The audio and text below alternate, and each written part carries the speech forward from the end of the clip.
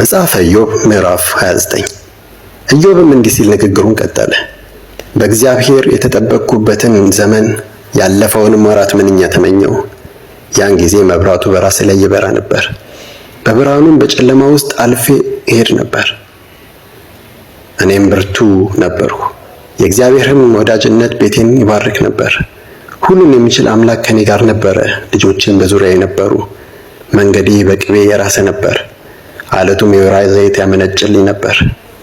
ወደ ከተማይቱ በር ብቅ ባልኩ ጊዜ፣ በአደባባይዋም በወንበር በተቀመጥኩ ጊዜ ጎበዛዝት አይተውኝ ገለል ሊሉ፣ ሽማግሌዎችም ተነስተው ይቆሙ ነበር።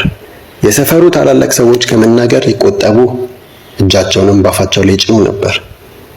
የመኳንንት ድምፅ ጸጥ ይል፣ ምላሳቸውም ከላንቃቸው ጋር ይጣበቅ ነበር። የሰሙኝ ሁሉ ያሞጋግሱኝ፣ ያዩኝም ያመሰግኑኝ ነበር። ለእርዳታ የሚጮኸውን ችግረኛ ድሃ አደጉንም ታድጌአለሁና፣ በሞት አፋፍ ላይ የነበረ መርቆኛል። የመበለቲቱንም ልብ አሳርፌአለሁ። ጽድቅን እንደ ልብስ ለበስሁ፣ ፍትህም መጎናጸፊያዬና ጥምጥሜ ነበር። ለዕውራን ዓይን ለአንካሶችም እግር ነበርሁ። ለችግረኛው አባት ለባይተዋሩ ተሟጋች ነበርሁ። የኃጢአተኛውን ክራንቻ ሰበርሁ፣ የነጠቀውንም ከጥርሶቹ አስጣልሁ። እኔም በልቤ እንዲህ አልኩ፣ ዘመኔ እንደ አሸዋ በዝቶ በቤቴ ተደላድዬ እሞታለሁ።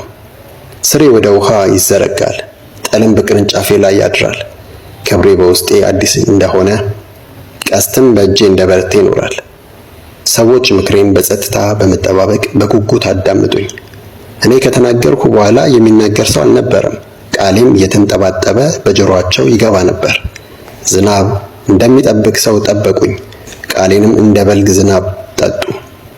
በሳቅሁላቸው ጊዜ እውነት አልመሰላቸውም፣ የፊቴም ብርሃን ብርቃቸው ነበር።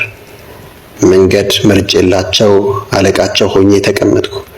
በሰራዊትም መካከል እንዳለ ንጉሥ ኖርሁ፣ ሐዘንተኞችንም እንደሚያጽናና ነበርሁ። መጽሐፈ ኢዮብ ምዕራፍ 29 ኢዮብም እንዲህ ሲል ንግግሩን ቀጠለ። በእግዚአብሔር የተጠበቅኩበትን ዘመን ያለፈውንም ወራት ምንኛ ተመኘው። ያን ጊዜ መብራቱ በራሴ ላይ ይበራ ነበር፣ በብርሃኑም በጨለማ ውስጥ አልፌ እሄድ ነበር። እኔም ብርቱ ነበርሁ፣ የእግዚአብሔርም ወዳጅነት ቤቴን ይባርክ ነበር። ሁሉን የሚችል አምላክ ከኔ ጋር ነበረ፣ ልጆችን በዙሪያዬ ነበሩ። መንገዴ በቅቤ የራሰ ነበር፣ አለቱም የወይራ ዘይት ያመነጭልኝ ነበር። ወደ ከተማይቱ በር ብቅ ባልኩ ጊዜ፣ በአደባባይዋም በወንበር በተቀመጥኩ ጊዜ ጎበዛዝት አይተውኝ ገለል ሊሉ፣ ሽማግሌዎችም ተነስተው ይቆሙ ነበር። የሰፈሩ ታላላቅ ሰዎች